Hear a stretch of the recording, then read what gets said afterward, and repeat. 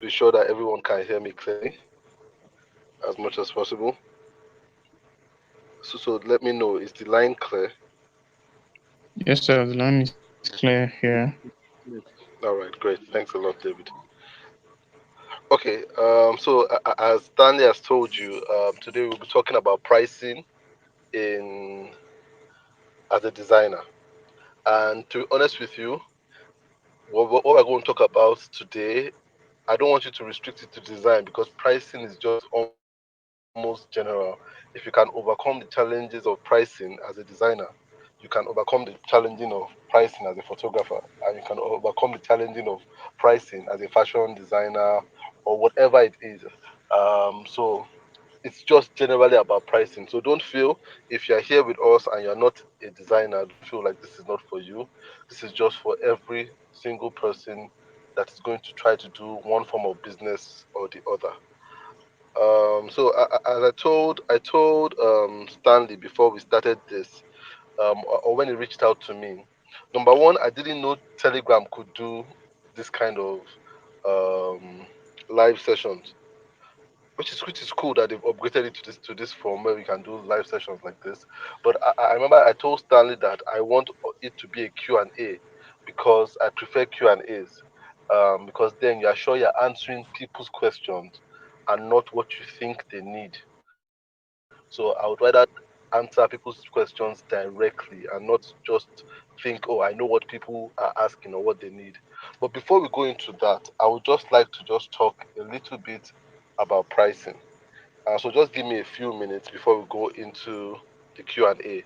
And as much as possible, if you have any questions on design business and pricing, please feel free to ask. One thing I would let you know is that I might not be able to answer all your questions, but you know what? I would be honest with you. If I don't know what the answer to your question is, I won't waste your time. I'll tell you I don't know.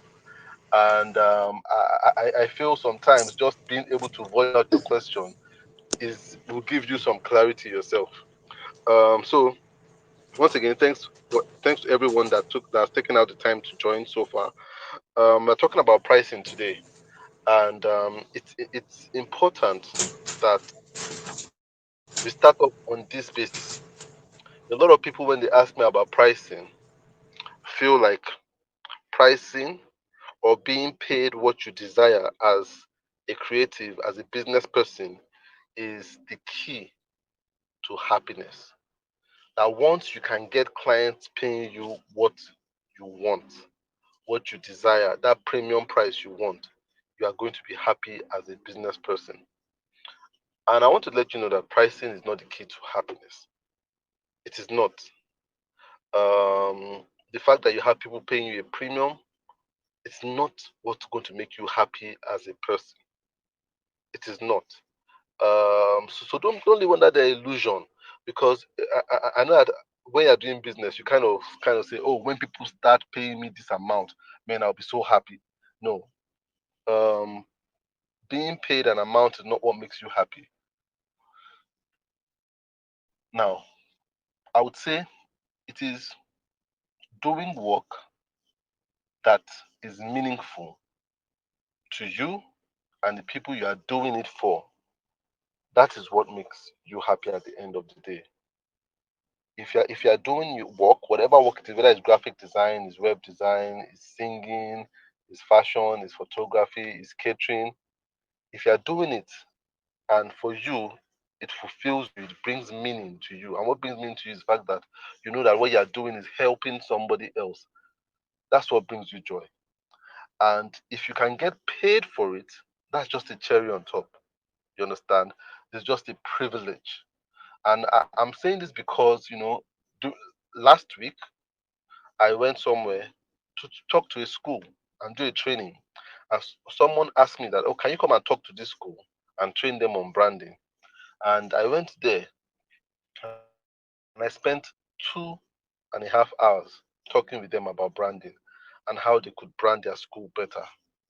And right now in Abuja, there's like a fuel crisis. And I drove my car there in the midst of the fuel crisis. It's kind of far from my home. I drove there I woke up early in the morning because it was early. So after dropping my kids off at school, I went straight there. It wasn't convenient, but I went there and I spent 2.5 hours talking with them. And you know what? We never talked about money.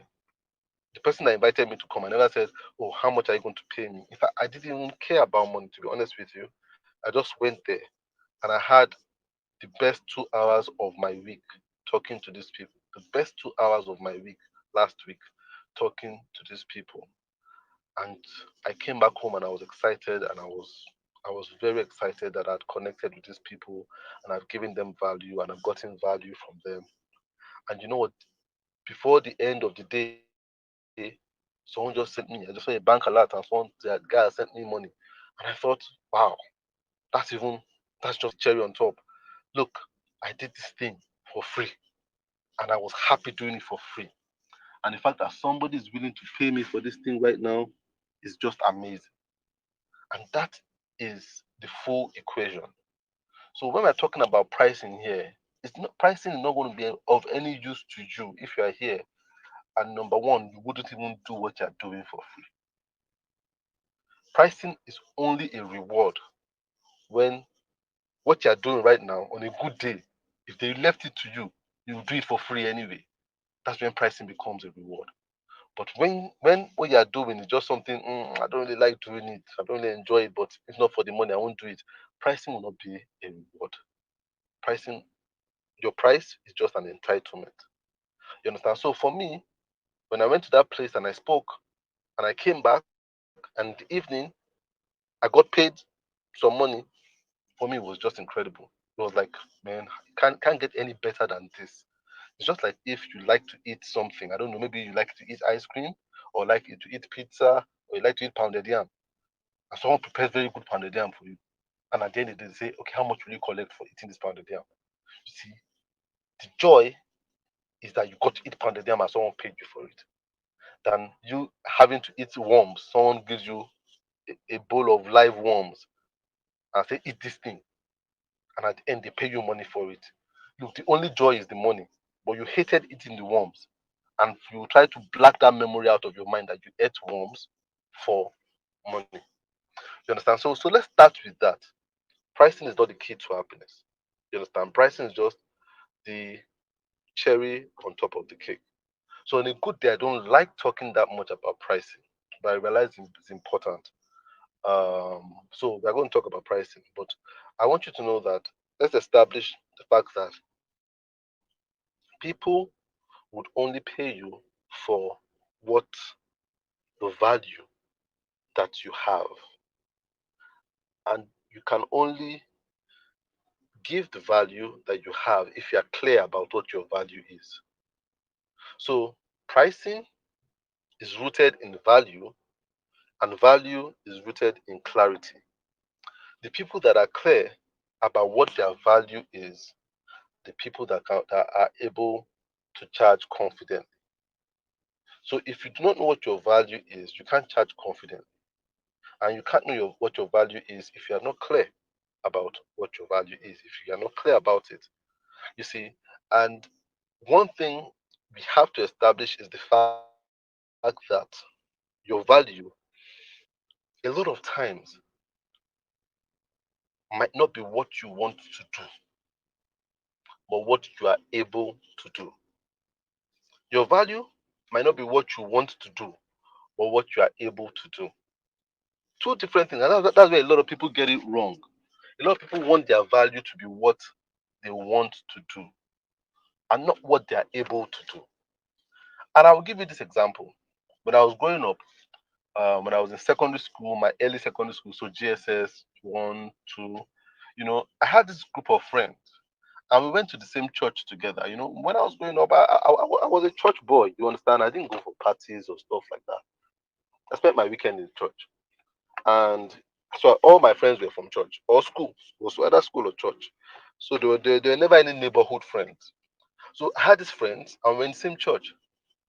But the funny thing was that all my friends could sing. They were good singers, incredible voices. They could sing. And so they were part of the church choir. And I couldn't sing. It wasn't a talent I had. And but because my friends could sing, I wanted to be with them at every time. So I joined the church choir with them. But you see, they had a natural talent for singing. I didn't have that. And for me to stay in the choir and for them not to kick me out of the choir, I had to practice my singing so that I could sing at least a little bit well. So I stayed in the choir because I practiced something. My voice wasn't bad, but it wasn't excellent like my friends. But something started to happen. On Sundays, because my friends had very good voices, they were always put in front with the mics. But because my voice was not outstanding, I was always at the back. And I didn't want to be detached. So I was like, I want to be in front with my friends. So I did voice training. I was trying my best, just make my voice good enough so that the person in charge of the choir will put me in front and I will be with my friends. And I tried to develop that skill. But every time I always fell short. They always said, no, no, Tola, you go to the back. Or yeah, you go to the back. You stand behind this person. I'm like, there's nothing I didn't do. I took honey. I took raw eggs, which is terrible. You understand? Anybody that's ever drank raw eggs before, it's terrible. I took it for weeks because they said it will help your voice. To help your voice. I said, I did it, but it wasn't working. And then I now realized that it would never work. You understand? Because my voice and my friends, effortlessly, they were not even doing it. They were drinking cold water. You understand? Doing everything that was contrary to helping your voice, but they will still show up during choir practice and just sing effortlessly. And that made it clear to me that look, I was trying to force what I wanted my value to be and not what my actual value was. So you see, and that's what we try to do. We kind of think I like this thing, so I want it to be the value. But we are meant to sit back and think, what is my value? What is that thing that God has given me that is just in it? I don't have to try too hard. I don't have to try too hard. By default, I'm already a 6 or a 7. With practice, I easily become a 10. But a lot of times you just see, oh, I like the way this people play football. I want that to be my value. So you try and try and try. And because you're a 0, you try and the best you are is a 4 or a 5. And you're never going to make the team as a 4 or a 5. You understand? So your value is not what you want it to be. It is what it is. So you see, when I finally just said, I'm not going to be part of this choir anymore because it was too much work for me. That's when I found that, man, I was artistic. I always knew I was artistic, but I was like, I didn't cherish it because I was in a group of friends that cherish singing, and that's very important. In a group of people that cherish something that is not your value, you always feel your value is inferior because you're in a circle of people that don't cherish it. So I was like, and I started hanging out with more artists, people that could draw, and I realized that this was good. And I realized that those my other friends could not draw to save their life, so they couldn't get into the community of artists. And I knew that, okay, so this is my thing. You understand? So you must know what your value is and just accept it. Don't try for it to be what you want it to be, but try to look at what you have, what it is already. I had this person I was mentoring for a while, a young lady, and you see, she so wanted to be a designer. She wanted to be a designer, and she quit her job as a manager somewhere. She was a manager somewhere and being paid pretty well. So she was managing a school, not a school. It was a company that does school that sets up schools and does training for schools. So she was a manager there, and her boss absolutely loved her. But deep inside her, she said she wanted to be a designer. So at that point, I was doing work for that school. For that organization, I was doing their flyers and stuff like that. So one day she said, "Mr. Tola, can you teach me this design? I want to be a designer." I said, oh, okay, all right. If you have time, do you have a laptop? She had laptop and everything. I said, okay, no problem. If you can make out time, I'll teach you. I'll teach you for free. You understand? That's a long time ago. And what happened was some weeks to some weeks later, she called me and said, I've quit my job and I'm coming so that you can teach me full time. And I was like, you quit your job? She quit her job, said that she wants to be a designer. I said, okay, cool. So I started teaching her. And to be honest, I took her, I started mentoring her. And she was like showing up at my office once a week, once or twice a week, I can't remember, but at most twice a week. She was coming to my office and learning. I'll give her assignments and she will go and do assignments. And she was very diligent, to be honest with you, very, very diligent, very responsible. But I realized she wasn't that good a designer. I kept her 1 year. She was diligent and she was getting better. You understand? But I realized that she wasn't just breaking a particular level. And like, so I kept teaching her 2 years, 3 years, and at the point I saw I wasn't getting better, and I had to give her honest advice because people at that point when she was working, people were calling her to come do some kind of management for them because her boss has gone to tell her that this is the best manager you can get to. This lady is the best manager. So people were calling her, so she was doing side gigs as a manager. They were paying her. She wanted to be a designer. And just recently, I told her, you know what? You're a good designer, but you're an excellent manager. I would advise you to embrace what you are and not what you want to be. Look, for as a manager, you charge people hundreds of thousands and they don't argue with you. As a designer, to charge 10,000, you sweat like this. You understand? And that's because that is not your area of flow. And I told her, embrace what you have. As a manager that manages projects and coordinates things, you are excellent. You understand? You are a square peg in a square hole. But when it comes to design, you are a round peg in a square hole or a square peg in a round hole. Whatever the case, the peg doesn't match the hole. And because for me, I tell people the truth. I don't like lying to people. You understand? I believe the earlier you tell them the truth, the earlier they can progress with their life. But sometimes it blows back in your face, and she got annoyed that I didn't believe in her. But the truth. She was a better manager than a designer. And if she ever wanted to be able to pay her bills well, she should embrace that which she wanted to be. A dog will never be a fish, no matter how much it likes water. The worst fish will always swim better than the best swimming dog. Do you understand? So I want us to start from that platform. Establish that in your mind. Number one, pricing won't make you happy. It won't make you happy. It only makes you happy when you are doing what you would do on a good day for free. You must remember that. Number two, you must embrace that area of your flow. That means your value. So remember that your value, people only pay you where you are valuable. And you can only know your value when you have clarity about who you truly are. And your value is not what you want. Your value is who you are, not what you want. So as we ask questions, we will come back to these points I've made. So sometimes I'll repeat these things because that's the basis of pricing in the long run. So if you have any questions right now, please, I don't know how Stanley wants to go. If Stanley is the one that will be reading the questions, or he's just going to open the floor for us to ask questions and see if you can answer questions like in the next 45 minutes. All right. Any questions? Yeah, I have a question. Good evening, sir. Good evening. Who am I talking to? Yes. Sorry. Please your name, please. So, this is David. David Arume. David Arome. Okay. David Arume. Go ahead, David. Yes, sir. So,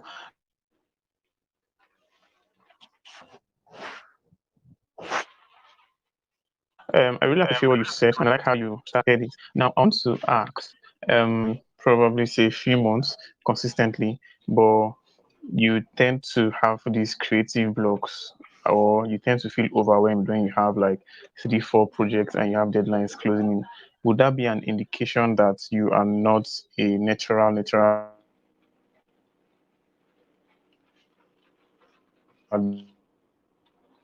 designer or something? Or my question basically is, how would you know that this is you? Doesn't mean there will be no stress and pressure, or is it the end results that is supposed to tell you that? Okay. Your line was breaking a bit, but if I can understand your question, what you're saying is that as a creative, sometimes you have creative blocks when you're working on project, and it makes the work hard. So does that mean that that's not your area of flow? Does that mean that's not Yes, natural sir. to you? Yes, sir. That's a good question. And no, it doesn't mean that. It doesn't mean that. In fact, when we talk about this creative block, you see, at a point in my career, I Okay. was having creative blocks, and I had to ask myself, why do I have creative blocks on some projects, and why don't I have on some projects? And I had to be very honest with myself. Look, the cause of creative block is not the fact that you don't have skill or you don't have talent. The cause of creative block comes down to a lack of three things. I think there are three or four, but I'll try to go through them. Number one, lack of sufficient information. People have creative block when they've not asked enough questions. So for me, when I was having creative blocks a lot as a designer, it was because I was at that stage where I was afraid to ask more questions of the client. So when someone gives me a job and say, "Oh, Tola, create a logo for me," I will just say, "Okay." I'll ask them some random question. What kind of logo do you like? What color do you like? All those questions I shouldn't have been asking them in the first place. Or just asking them, "What do you like a waiter? What would you like to eat? What kind of stew? What kind of this?" That kind of thing. No. But I was asking those questions. And once I was done with that, I thought I didn't have a right to go back to the client to disturb them anymore. So then I'll be working and I'm thinking, man, I'm not sure, I'm not clear about this thing this client just told me. I don't understand what they meant by this. I don't understand when they said they are a multifaceted business. What does multifaceted mean? You understand? But I was scared to go back and ask. Because number one, I didn't want to look dumb. Number two, I just felt like this client doesn't have time. Let me just design the logo. So you see, when you're not clear with information, you have creative block. So Yeah. the more questions you ask, like when I work with clients right now, sometimes when some of them just say, "Mr. Tola, man, I never knew that design a logo involves this many discussions." Oh, because I can ask questions. If I'm not clear, what do you mean? Why did you start this business? What do you want to do? Where are you going? 5-year plan. That kind of thing. The more questions you ask, the clearer you are. Number two, when you don't have enough time, that's a big problem too. That causes creative block. Because you know what? Design is not a math, it's not a science. Mm. It's not one plus one. It's not two molecules of oxygen and one of or two molecules of hydrogen and one of oxygen joined together form water. No, it is inspiration. It is art inspiration. You understand? So it's sometimes some designs take 2 days, sometimes some take 4 days before you get into that flow of inspiration to really get it to work, to get information into visuals. It takes time. So sometimes you need when Mm. designers tell their clients that when clients kind of dictate duration and say, "I want this logo by tomorrow evening," and creativity and pressure so it's like water and oil sometimes. It's hard. So when you don't have enough time, you're already under a lot of pressure. And when you're under a lot of pressure, it's hard to be creative. That's not where jam creative blocks. Because what happens when you're under a lot of pressure, you're telling your brain, come up with as many ideas as possible. And your brain now floods you with ideas. It's now like when you now have so much water trying to go through one pipe, then the pipe gets blocked. Not because the pipe cannot channel water, but there's too much water trying to go in at the same time. Then you now realize that there's a flood because that hole is too small for the flood that is coming in. So that's why when you not ask for enough time, it comes up with you come up with creative blocks, and you just realize just asking for some more days will just ease the pressure, and then you see how you start thinking clearly. Because you know what, as I said, design is not a science. It is not the harder you work at it, the better. No, you can work at design for 10 hours and it never resolves. You understand? It's not like um bricklaying. Bricklaying. If you do bricklaying the longer you spend doing bricklaying, the more bricks you will lay. But you see, with design, you can sit for 10 hours and no idea will come to you, and the idea can come to you in 5 minutes. You understand what I'm saying? So if you not ask for enough time, you have creative block. The third thing is not asking for enough money, and that's also a big problem that we have as designers. When you don't charge enough, you have creative block. And how money leads to creative block is the fact that when the client is not paying you enough to get your mind off other things, then you won't be able to dedicate your mind to the design or the work you are doing, to fixate your mind on it. So you see, just as a Nigerian designer, I don't know how many of you here are outside Nigeria, but I'll speak for Nigerian designers. There are a lot of things you have to deal with. You deal with your gen, you deal with transportation, you deal with getting water for people who don't have water come to their home. You understand? You gotta fetch water, go and pump water, go and do this, you know, that kind of thing. You know, you deal with security, you deal with all those things. Then you know that the more the client can get your mind off all those things, the better you will work. And that's why I was talking with a guy once, and he told me, I said, "What's the best project you've ever worked on?" He said, "Ah man, it's hands down one work I did for one client some years ago." And I said, "Why would that work the best job?" He said, "Because while I was working on that job, the guy just told me, for these 2 weeks which you're working on my job, I'm going to book a hotel for you. You eat anytime you want to eat, sleep, but make sure you work on my job. Light, 24-hour light, internet, everything you need." And I was like, he was shocked that that's the first time a client ever told him, "Look, I'm so serious about this job that I want you to go and work in this hotel. I will book this room for you and I'll tell them anything you need, do it." And he said that was the best job he has ever done in his life. Because you know what? What that client did was that I don't want any excuse for not doing this my job well. I don't want the fact that my gen was not working. I had to go and buy fuel. You understand that kind of thing? Then the man I went to go and buy fuel, I realized that there was a queue there, it took me 4 hours and stuff like that. So you see, the client paid for everything.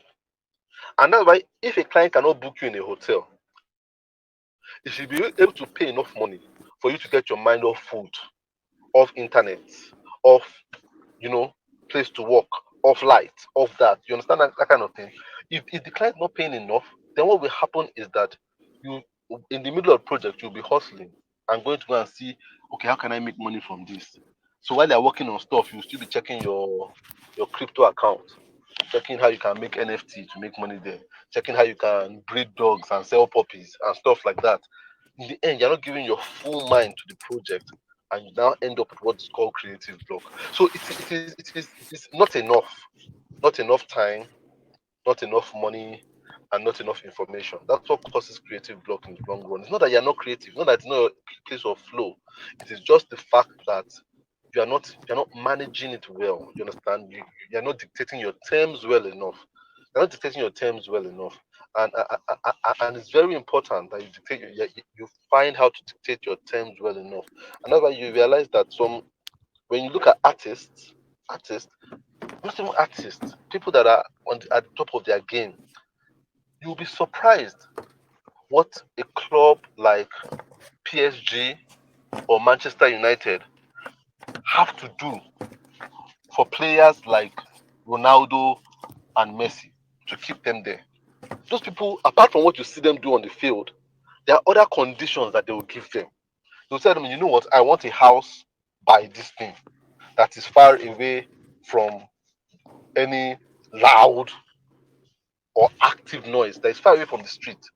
I want a place that has lush green grass. I want this, I want that, I want that. My wife wants this. You'll be surprised the list they give this club that they must meet. Because you know what? These guys want to be able to work optimally. You understand? So those guys are taking good care of their skill.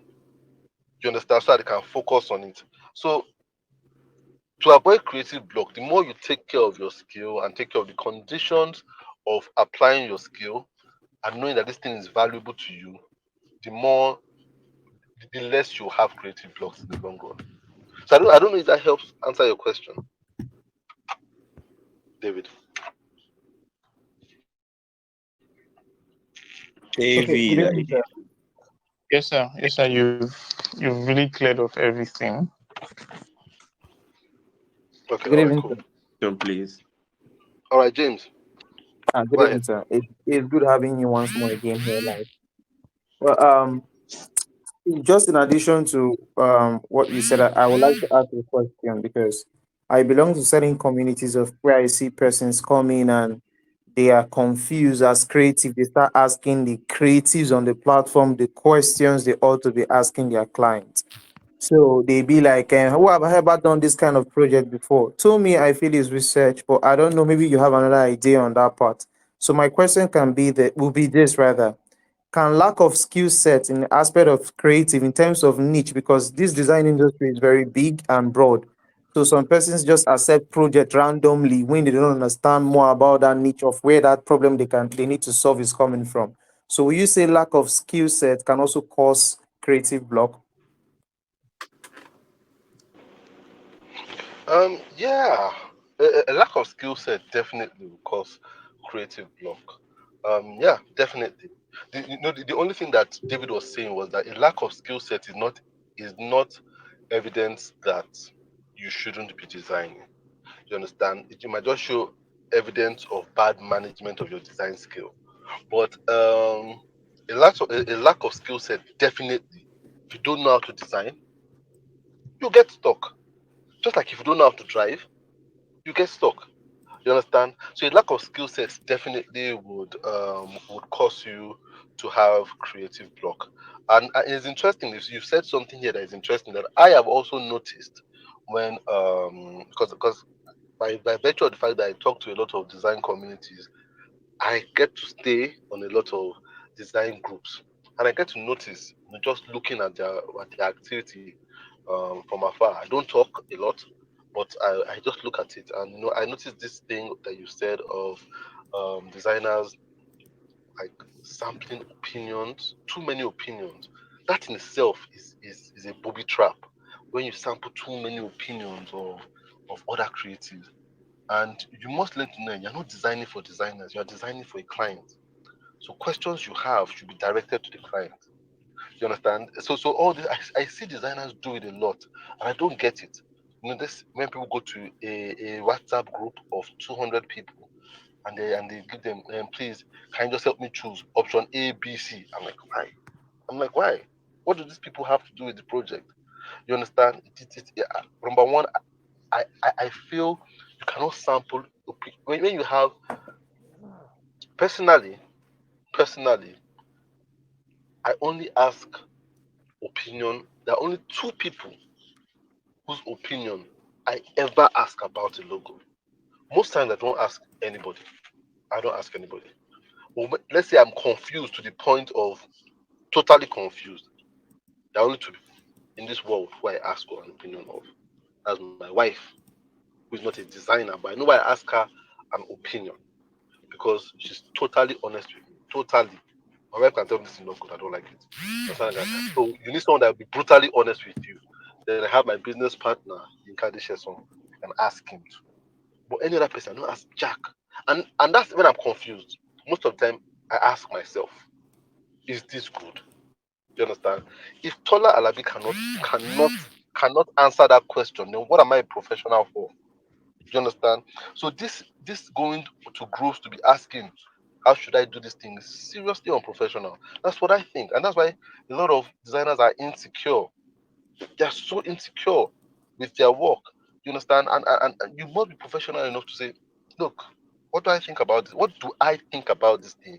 Based on my level of exposure, my level of experience, what do I think about the design? Is it good enough? Do you understand? So yeah, I like what you've identified there. We cause our own creative block ourselves by asking too many people. So when you have where I'm coming from with this is that if you want to have a team of people that gives you feedback, let your team not be bigger than three. Anything more than is getting too much. You understand? You're going to cause more confusion for yourself than clarity in the long run.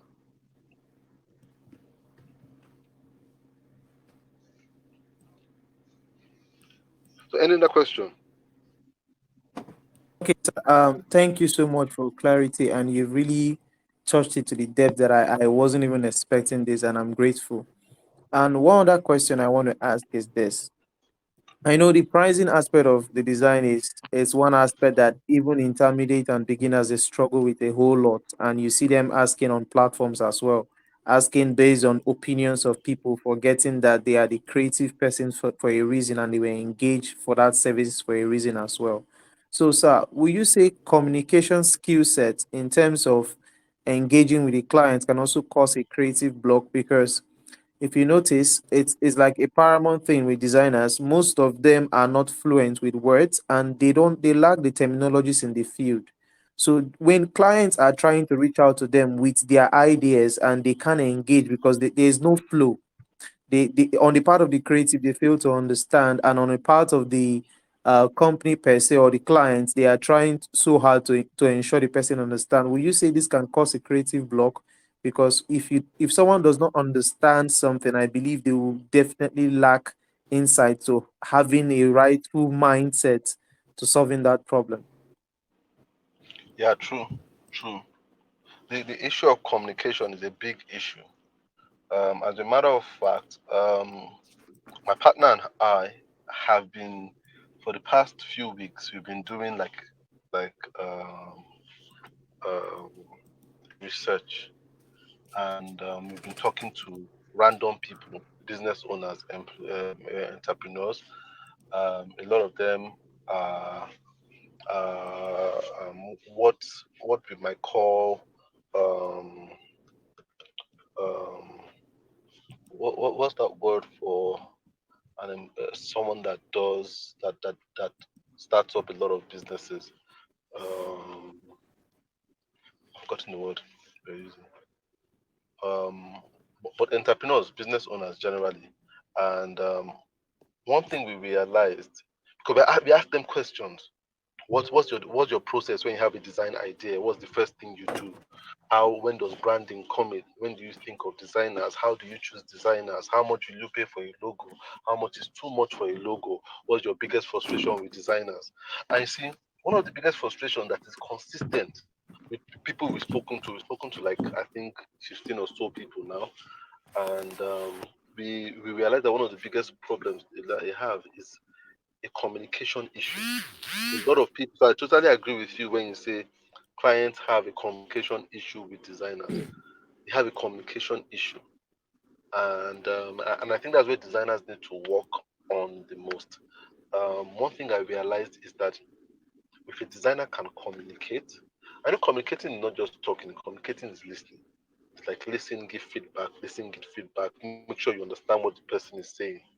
If you can communicate, it will make up for your flaws or your inabilities technically. So even if your work is not that good, the fact that you can communicate with a client and show them that you understand what they are saying and be able to respond to what they are saying in a way that they are satisfied, they would in their mind just it will compensate for where the skills you don't have technically, maybe with Photoshop or Illustrator and stuff like that. And that's why you see sometimes that a lot of people that might be at the forefront of design might not be the the bad guy with Illustrator or the bad guy with Corel Draw. It's just that guy that can listen, that can give feedback. So yes, I do believe that when it comes to communication, it's, the, it's a big weakness for designers. It's a big weakness for designers. I don't know why, and that's something I'm still trying to look into to see why. Why is there such a huge communication gap with designers? Why is it very hard for designers to communicate?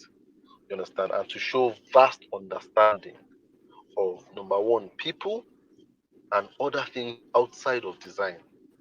And when you can't show vast understanding of other industries, people cannot trust you. And I realize that clients don't trust designers, they don't trust them. So you see, if I have a fashion company now and I come to you, James, and I say, James, design a logo for this fashion company for me, most clients already feel like James is not exposed enough to know about fashion. And that's why they want to guide you. They want to guide you in every little detail and say, show me your options, show me options. Try this color red and try green. You know, it's not because of your skill. Not because they don't have faith in your skill. They don't have faith in your thinking. So they kind of feel, man, James knows how to use Corel Draw, but James doesn't know fashion brands. He doesn't know elite fashion brands. So I need to help him. He's not talking like someone that is exposed, like someone that is informed. You understand? It's not doesn't seem to me like someone that is well traveled. And well traveled sometimes doesn't mean getting on a plane. No. It just means reading books, watching TV, knowing what's going on. And we don't sound that way. And when we don't sound that way, they're like, "Ah, this guy, he knows how to do the work that I don't know how to do, but he doesn't have the thinking capacity to steer us in the direction. So what we're going to do, we're going to use his hand, but we're going to switch off his brain. And that's the worst place to be as a designer. Because then you just have people just giving you orders and orders and orders and orders. And in the end, you have no creative control at the end of the day. And that's when you can talk about this creative block thing that you're talking about. So yeah, I totally agree with you on that. Sorry, I'm asking a lot of questions because I'm getting people sending me DMs. I don't know why they're not asking on the platform. Okay. Okay. Okay, so in a scenario where someone is, for example, now I know one thing about the HRO system in Nigeria is it's totally messed up because you see people putting out job JDs, job descriptions online. We are seeking for a graphics designer who will be able to create motion graphics, must understand 3D schematics, must be able to do UI UX, must know HTML, CSS, JavaScript, and I am wondering, reading through that file, what are they actually looking for? So you see, most designers just go through it, and because they have ideas, they jump on such offers and try to want to apply because they feel that they will find a way around. Now the question is this: will you advise designers trying to learn and know everything? I don't know if a goal is important here or if the prowess is more important because they feel that the more they know about the different tools and approach, the more they'll be able to earn. And that the more they can control the pricing environment and narrative with their clients. So I don't know, will you advise designers trying to be in all niche, trying to be with all softwares and tools because they feel their earning potential will increase if they have a chance or a shot at distance? Okay. Yeah. I think when it comes to earning, one thing is people are not clear about what path they want to go in life. And I feel Hmm. it's a very I important don't thing get that you. that people must be able to answer immediately, even before you leave school, before you leave secondary school, before you leave secondary school.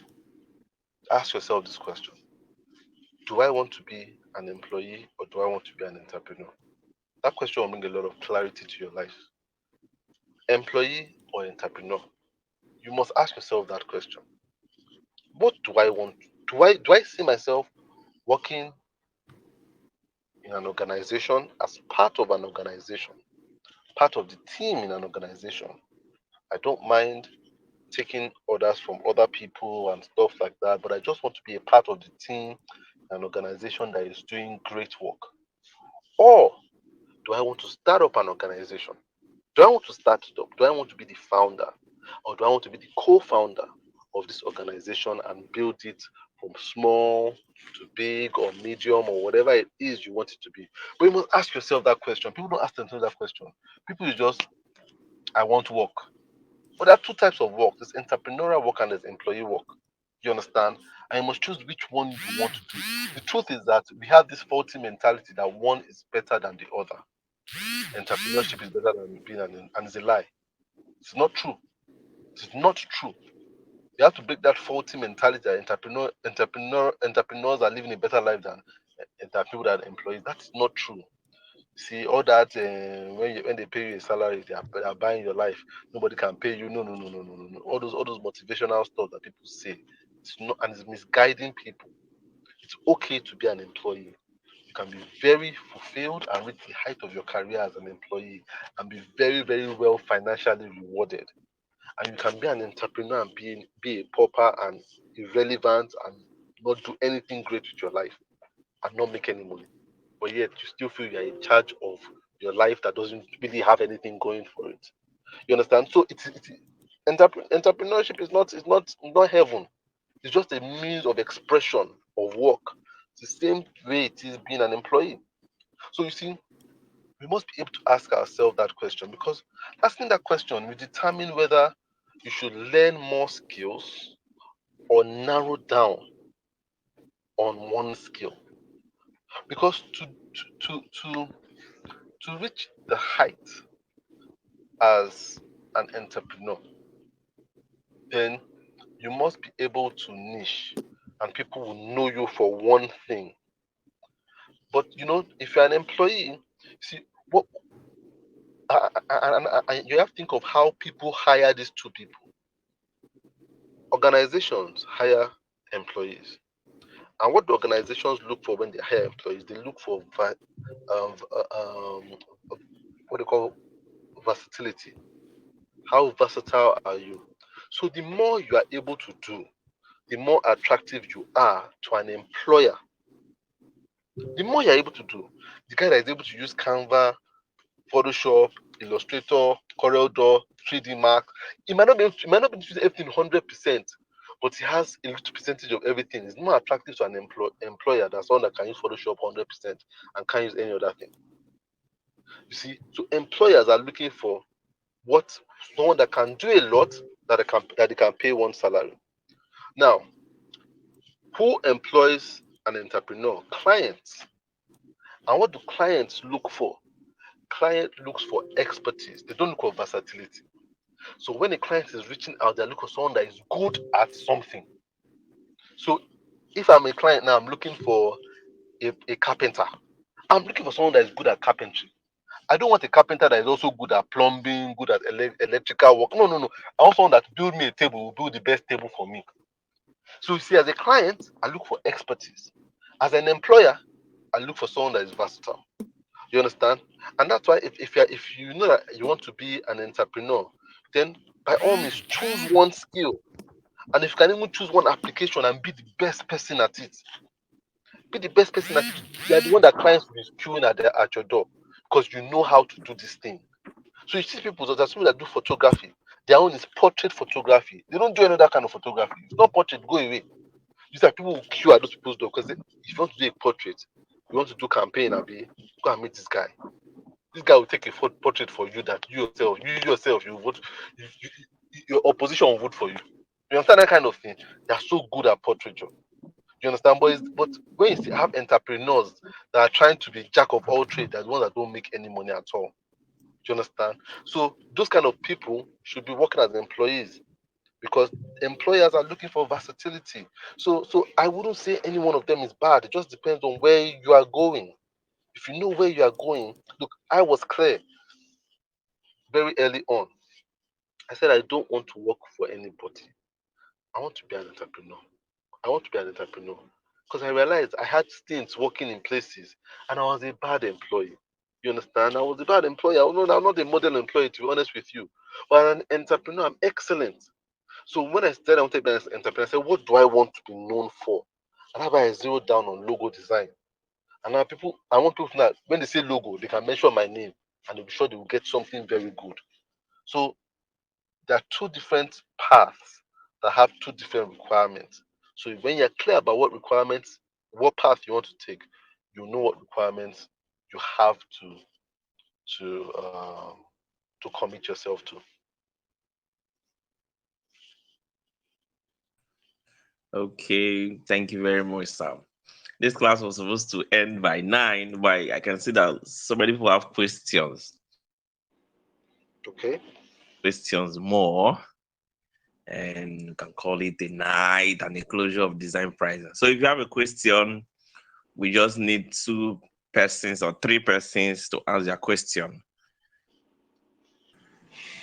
The floor is open for anyone with question now. Good evening. Good evening, nurse. Hey, Noble, how are you doing? I'm fine, sir. I really appreciate your presence this evening, sir. Yeah. Thank you. So my question goes: does location really affect a designer on the pricing of his or her design? Does location really affect it? But I'm so sorry to even to answer the question myself. I will say I will say yes to me because I was opportune to attend an interview of recent, and I even asked them to pay just 100,000 as a graphic designer, and they are like, it's too much, oh, nah, they can't pay it. So that's why I said his location also can it also affect what the pricing of graphics or someone working for them. So that's my question. And after that, I still have another one. Just help me answer that first. Sir. Okay. Um, does location does it affect a does it affect your pricing of a business? I would say yes and no. Yes and no. Um, can you hear me clearly?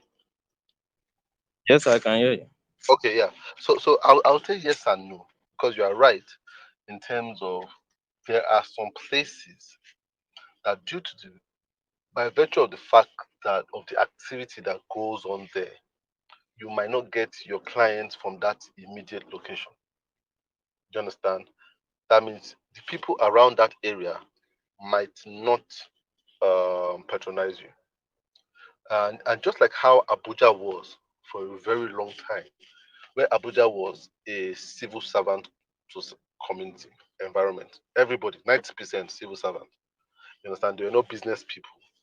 And Abuja, technically at that time was not a good location to come and set up a business to be a vendor, like to set up a graphic design business for example, because people were not setting up companies. Everybody was working for federal government. You understand? So unless you're working doing federal government supply job, you wouldn't get any work. But that was early 2000s, late 90s. In today's world, location is not a hindrance to anybody. It's not. The only thing that you might not be working with with people around you, but you have people from outside the place calling on you. People don't care anymore. So I've been working from Abuja for a very long time. When I first came to Abuja, because then my dad was the one that was posted to Abuja in the late 90s. When we came here, it was civil servant environment. When I started doing design, there were no businesses to work for. That's the truth. All my clients were Lagos clients because then there was internet, there was Facebook, there was no Instagram then. There was Facebook, and people would see my work on Facebook and say, let's work with you. But it was funny. A lot of people thought I was staying in Lagos. A lot of my clients still think I'm in Lagos till today. There was just someone that contacted me last month. I think I've known him for years now. I've done work for him. I've done like 3 or 4 projects for him. And just said, and Tola, can we meet? Can you come to my office? I said, sir, I'm in Abuja. And the guy said, all this time you've been working with me, you've been in Abuja. I said, yeah, I'm in Abuja. So I thought you were in Lagos. So I'll be working. I said, yeah. He just had the illusion that I was in Lagos. And that's how you can work seamless, especially as a designer right now. You can work with anybody. Location is not just that you working with people. The people just feel like if when you are located in a place, the people around in that place have to be your customers. No, people that in that place might not even know you are doing the stuff self. They're just working from there. That's how cool it is to be able to be a creative in today's world, especially with the area of design, where you can just send files to people. You can work from anywhere. A lot of my clients, but now I've started having a lot of Abuja-based clients because Abuja is opening up, it's becoming more of a metropolitan city now. But before, lots of them, 90% Lagos. Some of them were abroad. You understand? I knew a guy who was working in where was he in Lagos? Was it Badagry or so? Was having people working with him from different parts of Nigeria from Badagry. You know, there are people like that. They are working from Enugu and people are working with them in Abuja. You understand? So it's I don't think location is can debar anyone from reaching. I don't think so. Check it out now. See, Stanley. Stanley, where are you? Where is Stanley located? I know Stanley is not in Abuja. And I know he's not in Lagos. If I'm not right, Stanley is somewhere in the east. But you see, he reached out to me, and I'm in Abuja here, and now we are doing this thing together. Location don't matter. You understand? So it's a yes and no thing. Location can affect it if you're not making use of the versatility of the web right now to put your work out there for anyone and everyone to see. Then location will be an issue. But if you're open to the fact that the world now is like what they've been calling a global village, then location is definitely not an issue. Okay, thank you very much, sir, for the questions answered, sir. And I also want to ask that it look as if people really appreciate those people that are staying currently in Lagos and Abuja to work for them than those inferior states and the likes. Because right now I'm located at Ogun State, or that to be precise. So I think because I had an interview and there I have a guy that has worked for some company at Lagos, and me being a normal graphic designer that has just worked within just the vicinity of Ota and just Ogun State. And at the end of it, just six of us went for that interview. Unfortunately, they called two of us back for an oral interview and to just look after we've done the practical aspects. And I even saw what that guy did. And I know that no, I'm good than this guy. So I have the job. But unfortunately, it was that guy they pick. So I was now thinking, is it because he has worked at Lagos? Because me, I have no working experience at, maybe I have not worked at Lagos as a full-time graphic designer. So my question is that do you have any recommended company? Probably someone can just work as a volunteer there for maybe few months just to add to someone's portfolio just to get good clients. That's my question, sir. Okay. And this is where we need to answer this question of what do you want to do? Do you want to run a company or do you want to work in a company? Eventually. So in like 5 years time, what do you see yourself doing? Do you see yourself running your company or do you see yourself working in a really good company? Working in a really good company, sir. Okay, that's good. Now you have that clarity. And that's where you see what you've said right now. If you want to work in a really good company, now your location might matter because not everywhere has really good companies. In Nigeria, most places don't have really good companies. You have key places that have really good companies: Lagos, Abuja, maybe some you have some in Port Harcourt, might have some um, the I can't even think, but those places are kind of was really really good companies.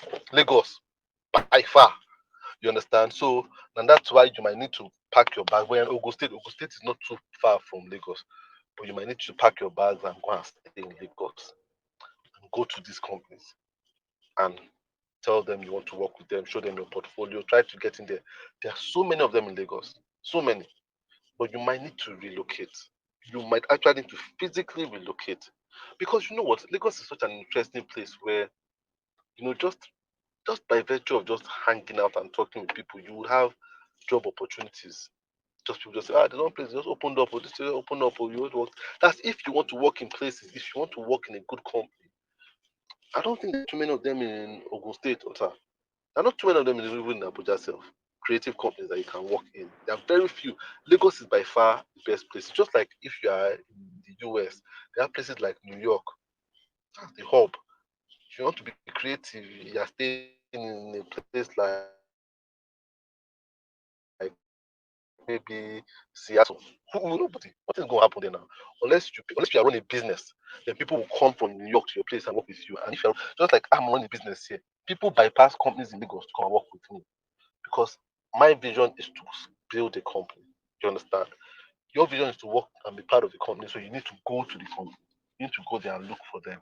So you might just need to make yourself uncomfortable and just look for a place, stay in Lagos, and just meet people, talk with them. It's from people that you get to know who is hiring and who is not hiring. So you need to get into conversations and start talking with people and tell them to do, make friends, hang out, go for design events. They have so many of them in Lagos. So many of those design events that they have, hang out, design stuff, and just hang out. And people just tell you, oh, I'm working with this, and go to them and tell them you are willing to work with them, intern with them. Before you know it, you are in. So I would advise live where you are. Make plans to live. Are you married?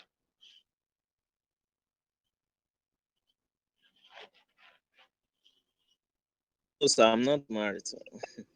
You're not married. Okay, so Yes, sir. so you see, this is the best time for you if you want to pick up and leave and just give yourself.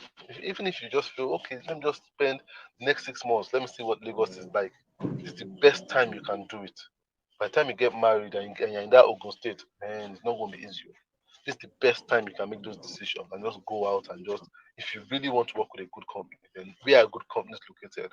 Go there, stay there, meet people there, and before you know it, you'll be in. You'll be in. You'll be in. You'll be in a good company. Okay, sir. Okay, sir. So I don't know. Probably you have a recommended company that you can just recommend for me, and For I me, will I just don't know too many because you know what? Because I'm not yes. really thinking of companies. I'm thinking of clients. You understand? So I Okay. don't really have. I don't even know. But there's a company that comes to my head right now that's doing really good stuff, and it's a company like Fourth Canvas. I think they're in Lagos. I think Fourth Canvas is a very good company, to be honest.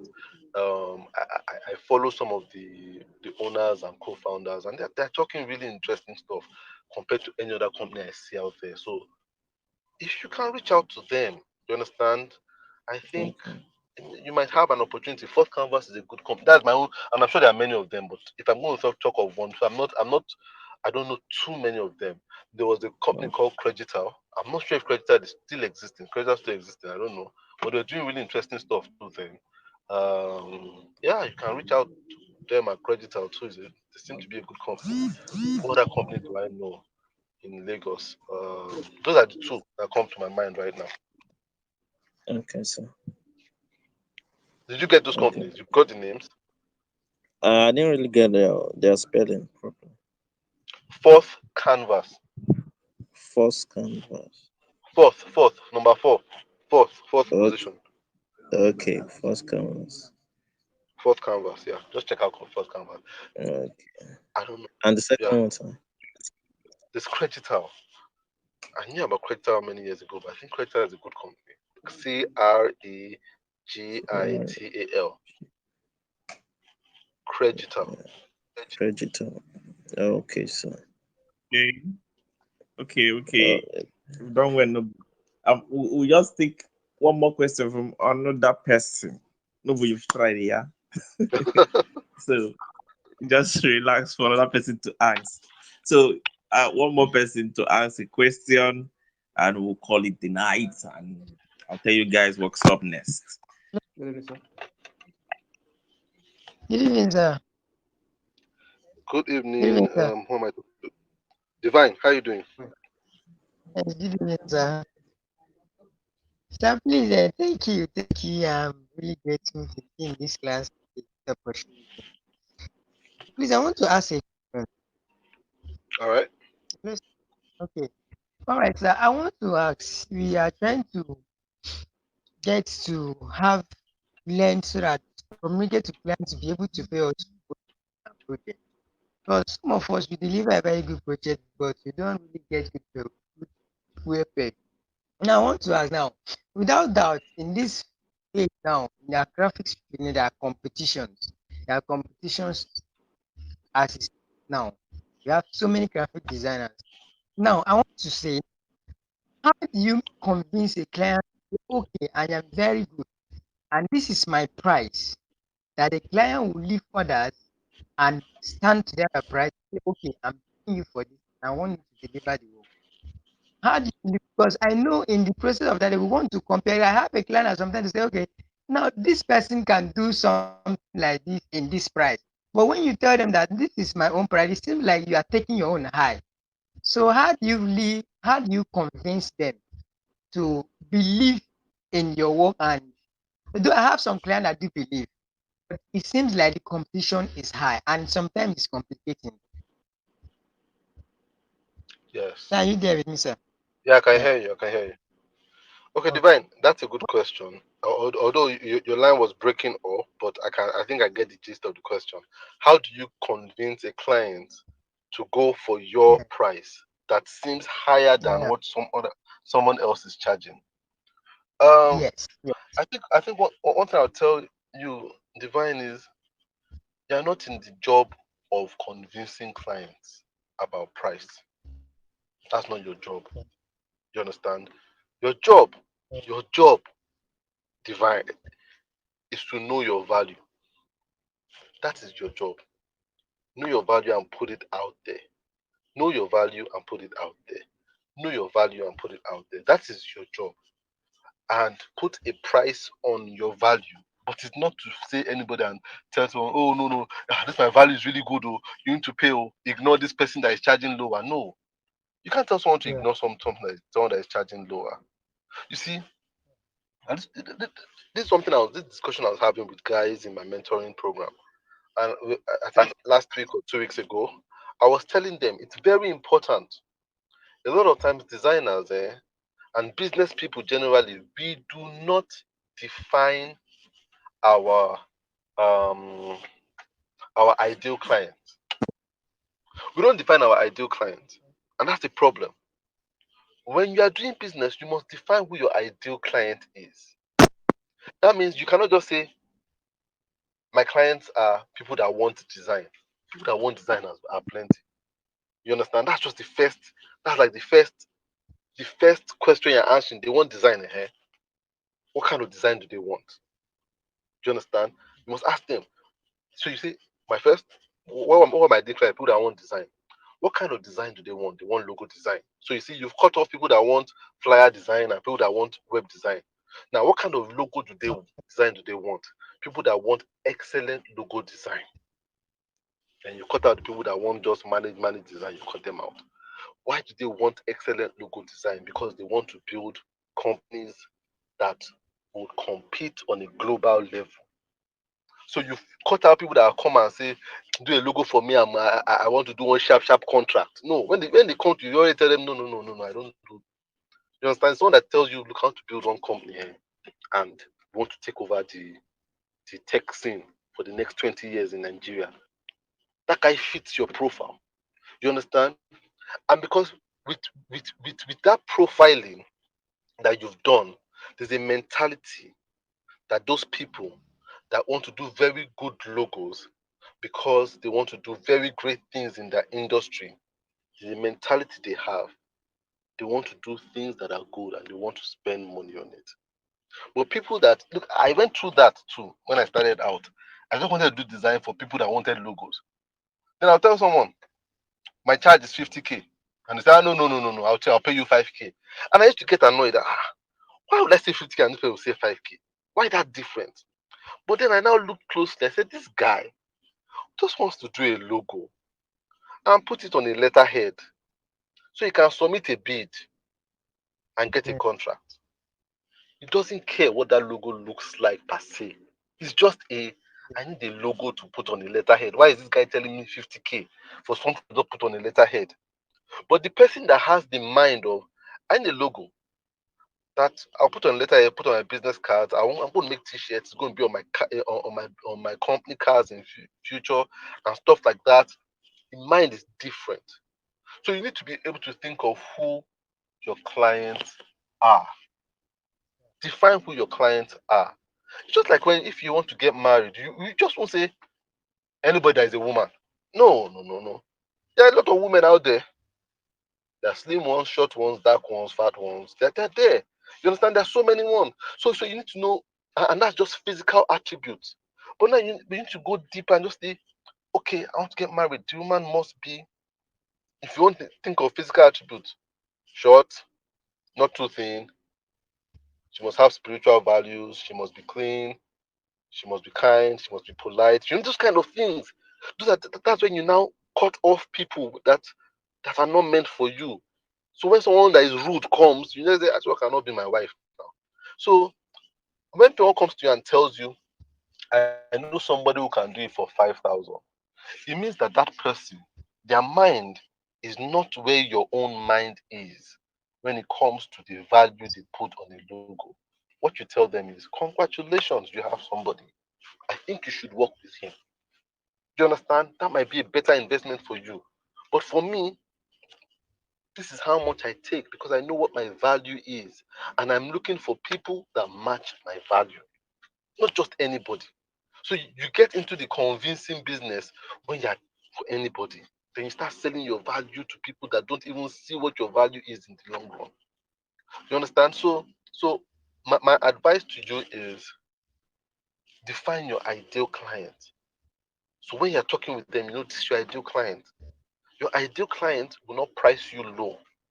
Even when they want you to cut down, it's not going to be as ridiculous as going for 50K to 5K. You understand? It cannot happen. You understand? Your ideal client will will cut you from 50K to 45K or 40K. You understand what I'm saying? So you need to define your ideal client. They're not in the business of convincing anybody. Anybody that tells you they can't pay your fee, you let them go. And that's where we as designers, this thing I'm saying you should do, you can never do it if you have the fear of being broke. If you have the fear of being broke, you will always buckle to someone that you charge 50 and pay you 5K. Look, as a business person, being broke is normal. It happens. It's just like some days rain falls, some days the sun comes out. Some days the rain falls for 7 days. Some days it falls for a few hours. But the sun will always come out. You understand? When we live with this illusion that the sun should always be out, the rain should never fall, that's when you get frustrated. Look, for me, I've been doing design for 18 years. In this country, I feel I am at a level where I can dictate things and control things with clients when it comes to design. So I'll say I'm getting very close to the peak of my career as a designer. As a designer, not as a teacher or as a consultant, but as a designer when it comes to design logo, I'm getting there. But I still go through periods of being broke. Don't let anybody deceive you. At times I'm like I tell my wife, no, no, no, let's not buy this thing now. Money no deal. Just chill. Let's see how things will go. And that still happens to me 18 years later. Because I don't deceive myself that the sun will always be out. Time of rain will come, but the sun will come out eventually. So even if it rains 7 days rain, I'm just patient. Because I know that 7 days my sun will come. You understand? So I'm not scared of being broke. I entertain it. It happens. It's part of it. Ups and downs, ups and downs. Look, I don't lie to people. Look, last year, December, I was broke. Broke. I was scared of Christmas. Like, how am I going to buy stuff for my kids? How am I going to pay their school fees going into this? Because there was no money. But you know what? January things change again. You understand? January things change. Sun came out for so long. You understand what I'm saying? It was like me just turning out clients. People say, come and talk to us. Come and do this. Come and do this project. But I just like, that's cool. So going into June again, it might be another thing. Clients might not come. I might have to manage. That's business, man. Because September might come again. It's high again. I'm not scared of being broke. If you're not speaking, and when I'm broke doesn't mean I'll take any job. So when I'm broke doesn't mean I'll take half my. No, no, I'll still charge you the premium. You understand? And if you don't want, go. But I know that the sun will still come out. You understand? The person that sees my value will come and still align with it. So that's my advice. Profile your clients, and when they say they can't pay, let them go. Don't drop your rate, especially if person is asking you to drop your rate by less than 20% of or more than 20% of what they're charging. More than 20%. Just let them go. Let them go. Person. But don't be scared to be broke. Don't be scared. If you're going to do business, so if you're scared to be broke, don't go and get a job that will pay you at the end of the month. But if you want to be a business person, first lesson you need to learn is that broke is reality. but it doesn't last forever. Thank you so much, sir. All Thank right, you sir. very, very much. That's like an insight into a lot. I don't know if I can just ask. Yes. I'm not supposed to ask because I feel there's something you said, sir, that I don't know if you could help us. Maybe just explain in a few seconds. All right, go ahead. What this will be the last though? Is Yes. 20 is 9:23. Yeah, All right, go I ahead, go just ahead. saw the time, sir. I just saw the time. Now, Yeah, go you ahead. said that the decision of being broke. Now, what will you advise the creative to do? Because for me, I get people say that a lot, and I tell my interns and friends that that period when you don't get clients, that is when you need to push yourself more. Just create imaginary project for yourself on your portfolio, something you've not done before. So I don't know if I'm on the right path or you have any much more insight to give that can help in everyone listening to us right now. Period where you're broke.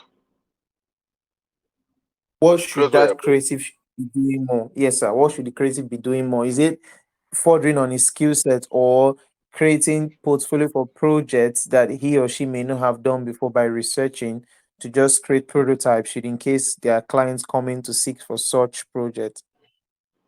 Yes, that's a good question. Now, one thing you don't want to do, eh, is be broke and busy. And when I mean broke and busy, it's broke and busy doing work for clients. That means that you're still working, but you're not getting paid well. You'd rather be broke and free. You understand? That's the best way to be broke. When you're broke, but you don't have work to do. You understand? But I'm being broke and you still have one outstanding job. You're like five outstanding jobs you need to deliver. Not a good place to be, because then you don't have the freedom of time. I feel when you don't have work to do, no clients, and mean no money coming in, it's a time for you, as you said, to be introspective. And when you're introspective, number one, think. One thing I'll tell people is document that time. Document it. Document how you're feeling. Document what you're feeling. Document, oh man, I'm broke. I'm scared. I don't know where the next source of income. Document it. It's very important. It's very much important to document those things, because once a lot of times you internalize it and it builds up pressure. But when you document it, you let go of some of that pressure. Just that the fact that you've been honest with yourself that you're scared. I'm scared. I don't know where. You just say that you feel some relief. So it's more of a, a therapeutic thing when you do that. So I would advise you to document it, and also use that time to try to do stuff, as you said, that you've always wanted time to do. So work on personal projects. Work on personal projects. Work on personal projects. Work on personal projects. Um, when I started out, I went through long spells of being broke. I was broke for a very long time. This one was not even sun didn't come out for a very long time. Understand? And it was like monsoon rain and flood. But you know what happened there? When it was raining, I had to go into a cave and I spent some more time in that cave. And I did most of my best work then. I spent time doing logos, fictitious logos, doing posters, learning stuff. And you know what? By the time I came out of that cave and started showing my work, clients were coming. People were really talking about, man, this guy is doing really good stuff, awesome stuff. And when I took my portfolio and people were like, look how you've worked though. Because I was doing the work like if they were paying me. But when I came out, people started taking good attention to my work. And I still tell people today that the best work of my life, I did it in my early period when I had no money. And you know what? That work sustained me, because when I now started working for clients, I started using some of the ideas I'd used in those fictitious stuff. And I'll say, okay, let me just go back and go and look at this idea. Oh, this was good. I can use this for this client, and I'll use it. You understand that kind of thing? It gave me a pool of resources to use. So I would say, when you're in a place where there's a spell for clients, you're going through a drought of for work and stuff like that, use to your advantage. document so that you can get rid of that fear and the internal pressure, and then now go and start doing things that you want to do. And if it's a time when you're lacking inspiration, go and do things that inspire you. That a lot of people feel a lot of guilt when they are watching TV. I never feel guilt when I'm watching TV. Never feel when there's no work to do. My wife knows me now. I'm at home. I don't try to form like if I'm working. I can watch Netflix from anytime to anytime. I'm not working for crying out loud. So I watch Netflix. And to the average person, I'm wasting my time. But I don't watch rubbish on Netflix. I'm watching documentaries. I'm watching stuff that, and see, by the time a client calls me, maybe some weeks later, my brain is already so charged with information in different industries and how to have conversations that I'm able to talk with anybody because I've absorbed so much.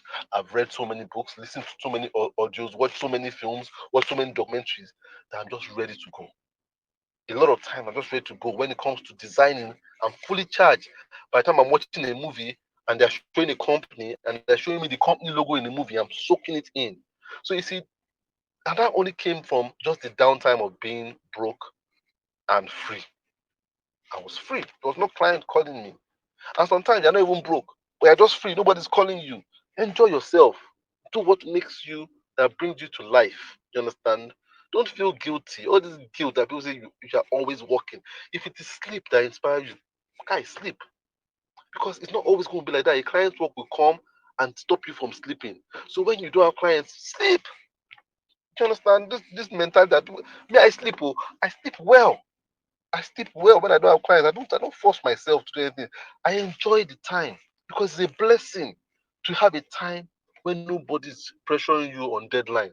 So I use it because I know before I know it, the sun will come out again, and then deadline will be on my mind, and then sleep will be hard to sleep, and TV will be hard to watch, and Netflix will be hard to do this. So why everything is a time and a season. So just use it to the best of your ability, and just see every single period as a gift. Wow, that's wonderful. It's like we don't want to stop this section, but I can tell you we've spent 1 hour 30 minutes here. Oh my god! Yesterday, 2 days ago, was just 30 45 minutes on 1 hour, but today it took us 1 hour 30 minutes. That's wonderful. So, sir, I want to thank you very much.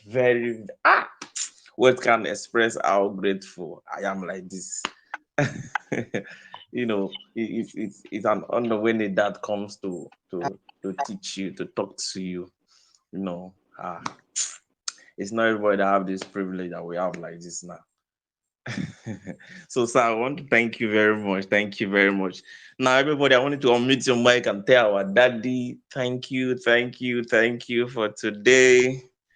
Thank you, sir. Thank you, sir. Thank you, sir. God bless Very much, sir. Thank you, sir. Oh, Thank I'm you. grateful. Thank you. God bless. Thank you for today. Thank you, sir. Thank you for having me, guys. I really appreciate it. It's been fun talking to you guys. Thank you very much. Thank you, sir. Thank you, sir. Thank you, sir. Thank you, sir.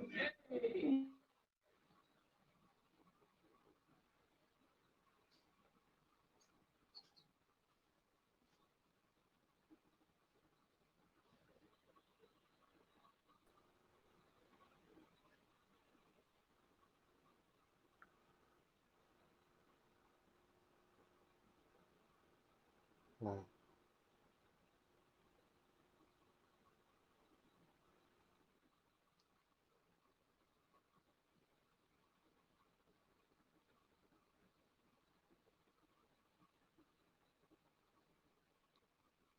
Okay, guys, hello. Sorry for the interruption. My pastor just called me. I cannot hang his call. So, the last thing I want to talk about some our plans for this season. As a result of this design pricing, um, I have a team that we are coming up with a 1 month mentorship class, which is packed with a lot of knowledge, man. I can't say what what is going to happen in this 1 month training, because we are going to have speakers from all sides. Understand? We'll be doing Photoshop, Illustrator, UX, UI design, those with Canva, those using smartphone. So it's going to be a very big community, which many people are going to gain a lot. So it's packed full of values and everything you need to succeed as a designer. So the one of the bonus part of it is that at the end of this 1 month training, you are going to be mentored, you're going to be taught on how to set up your Upwork and Fiverr account, when you can place your design out there for people to reach out to you. So this is going to be a very great opportunity for many of us here, but this is not going to be free. Yes, it's not going to be free. If you want to give value, don't don't limit the costs. Like, don't make it so cheap. But this one we are going to make it cheap. Don't worry. So before our website will come out, because basically before next month, or maybe in 2 weeks, 3 weeks time, our website is going to come out very well, and every program and whatever we are going to be doing will be listed there for people to register. But we want to make a pre-order for people who want to join this mentorship class. It's going to be packed full of value. Me, I don't even have to list them, because if I start listing, we won't leave here today. And there will also be terms and conditions for these persons that want to join. And the first one is that if you don't practice, we'll kick you out of the group, and then your money is wasted. So this is meant for people that will be very serious. This is going to be for people who need to step up their design game. So as a matter of fact, it's going to be an interactive session. It's going to be a live class also. Every weekend is going to be on a live class, and we are going to be bringing people from outside, from Obat, to be talking to us every weekend in this 1 month mentorship plan that is going to come up. So guys, the price is going to be 10,000 naira if you want to join, but when the website is out, it's going to upgrade to 20,000 naira for a start. The good thing in this is that this first set of persons that is going to join us, they are going to be having the live class. But everyone that will register after this 1 month is going to be taking it as a course. And so this first set of persons are the ones that is going to enjoy it very well than every other person that will come up subsequently. So I want you guys, if you are ready for this, if you want to pay before the website comes up, if you want to join the community before time, before the time, I want you to chat me up on WhatsApp. Chat me up on WhatsApp, and then I'll tell you a few rules. I will talk to you before you make your payment. If you agree to the terms and conditions, you make your payment.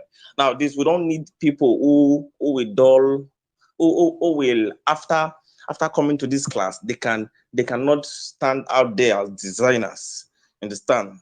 And we want to build people that when they mark their hand on any laptop, they can do wonders. With Photoshop, we can do wonders. With Illustrator, you can illustrate to the extent that people will ask you, yeah, what are you doing? Did you get here?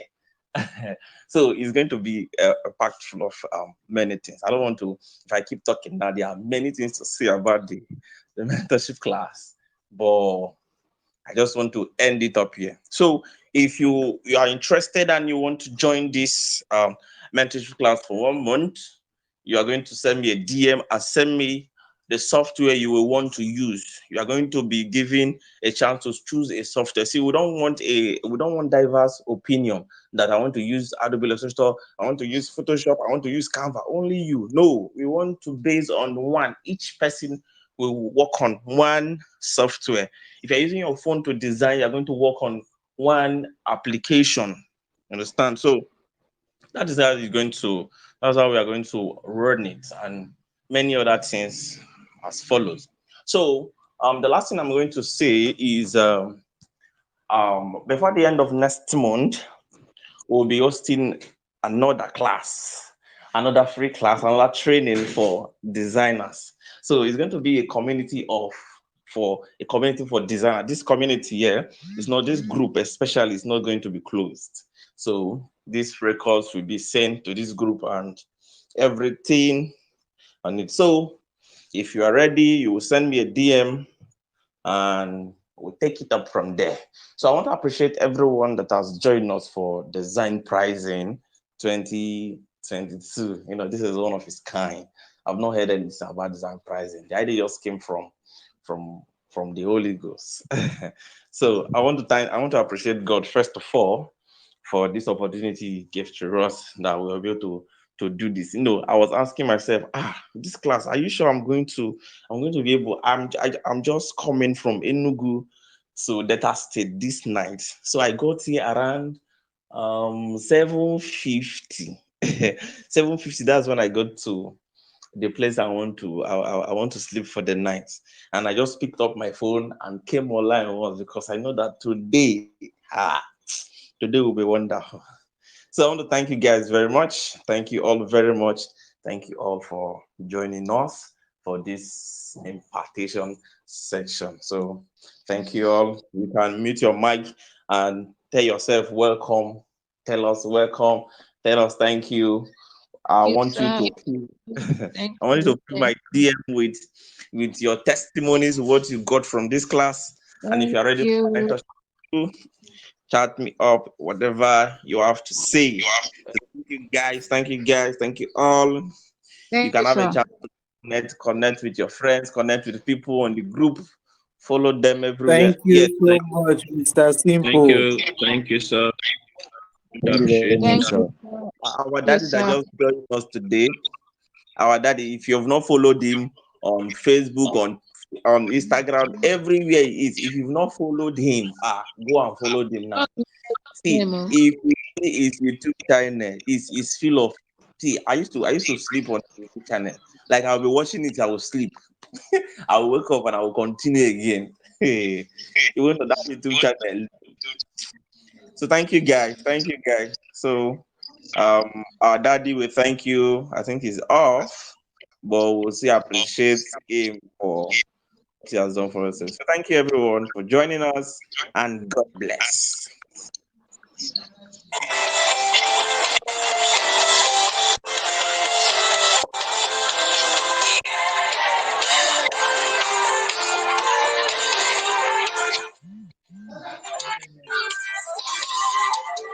I am the son of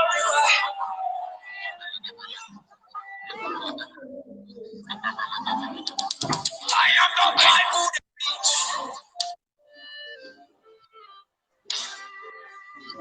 I am the driver.